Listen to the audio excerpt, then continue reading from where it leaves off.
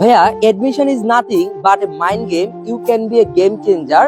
তুমি কিন্তু ভাইয়া গেম চেঞ্জারটা হতে পারো। এই শেষ সময় এসে তোমার কাছে মনে হয় ভাই আমি সবকিছু ভুলে গেছি, আমার বাংলায় হয়তো দুর্বলতা রয়ে গেছে, আমার ইংরেজিতে রয়ে গেছে, রিটেনে রয়ে গেছে, জিকেতে রয়ে গেছে।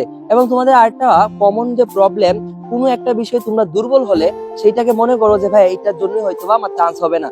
মোটেও এটা ঠিক নয়, এটা একদম ভুল কনসেপ্ট। আমি তোমাকে ক্লিয়ার করে দিই যে বাংলা, ইংলিশ, সাধারণ জ্ঞান যে তিনটা সাবজেক্ট আছে, কেউ কিন্তু ওই তিনটা সাবজেক্টে সমান দক্ষ থাকে না। কারোর না কারো কোনো না কোনো সাবজেক্টে দুর্বলতা কিংবা কঠিন মনে হয়। যখন আমি ভর্তি পরীক্ষা দিই, আমার সব থেকে কঠিন যে সাবজেক্টটা মনে হইতো সেটা হচ্ছে ইংরেজিতে, আমার কাছে কঠিন মনে হইতো। তখন আমি কি করলাম, ইংরেজিতে এত বেশি সময় দিছি, ইংরেজিটা নিয়ে এত বেশি পড়াশোনা করছি যে দিন শেষে কিন্তু বাংলা এবং জিকে থেকে ওই ইংরেজিতে নাম্বারটা বেশি আসলো, বরং 10 নাম্বার বেশি আসলো। তাহলে তুমি কি বুঝলা যে আমি কিন্তু ইংরেজিতে দুর্বল ছিলাম, আমার সবচেয়ে স্ট্রং পয়েন্ট ছিল সাধারণ জ্ঞান, তারপর ছিল কিন্তু বাংলা।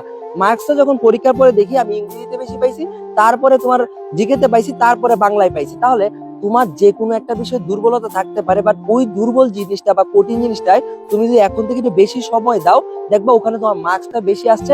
আর বাকি যে দুইটা সাবজেক্ট আছে ওখানে দেখবা তুমি এমন বেশি নাম্বার পাবা যে অন্যটার যে দুর্বলতা আছে বা কোনো না কোনো একটা সাবজেক্টে তুমি কম পাবাই, তো ওইটার মার্কসটা কিন্তু পুষায় দেয়। যেমন দেখো আমি বাংলাতে একটু মোটামুটি মার্কস কম পেয়েছিলাম, এমসিকিউ তোমার হয়েছিল 9টা, ভুল গিয়ে 8.5 বা 7.5 এরকম ছিল, মানে 7.5 না, মানে 8-এর উপরে, 8 পয়েন্ট কত জানি 7.5 হয়তো ছিল। এই যে বাংলা আমি কম পেয়েছি, বাট মার্কসটা কিন্তু ইংরেজি দিয়ে এবং জিকে দিয়ে কিন্তু আমি পুষায় দিছি।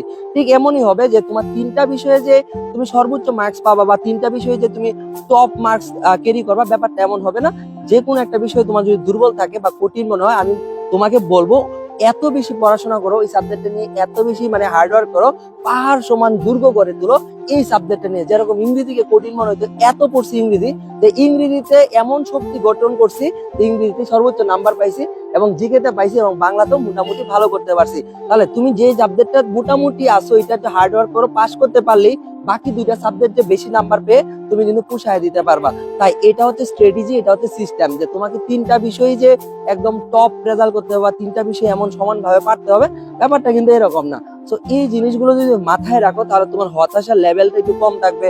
তোমার যে ফ্রাস্ট্রেশনটা ক্রিয়েট হচ্ছে যে ভাইয়া আমি পারতেছি না, আমার জায়গাটা দুর্বলতা আছে, হয়তো বা আমাকে দিয়ে হবে না, মোটামুটি মানে ব্যাপারটা এমন না। আমারও কঠিন মনে হইতো, দুর্বল মনে হইতো, বাট আমি যেটা দুর্বল ছিলাম এটাতে বেশি নাম্বার পাইছি। বাট বাকিগুলা তোমার ক্ষেত্রে উল্টা হইতে পারে, তুমি যেটা দুর্বল আছো কোনো রকম এটাতে পাস করতে পারো, বাট অন্য দুইটা সাবজেক্টে বেশি মার্কস পেয়ে কিন্তু তুমি রেজাল্টটা নিয়ে আসতে পারো। তাই মোটামুটি কোন লেভেলে ঢাকা বিশ্ববিদ্যালয়ের পরীক্ষায় 60টা এমসিকিউর মধ্যে 38 থেকে 40 হলেই কিন্তু তোমার ইজিলি চান্স হয়ে যাবে। বাট এই জায়গায় রিটেন নিয়ে অনেকে প্রবলেম আছে, যারা অন্তত 80 হয়ে গেছে, আমাদের যারা গাইডলাইনে আছে আমার মনে হয় তারা কখনো 25-এ নিতে পায় না।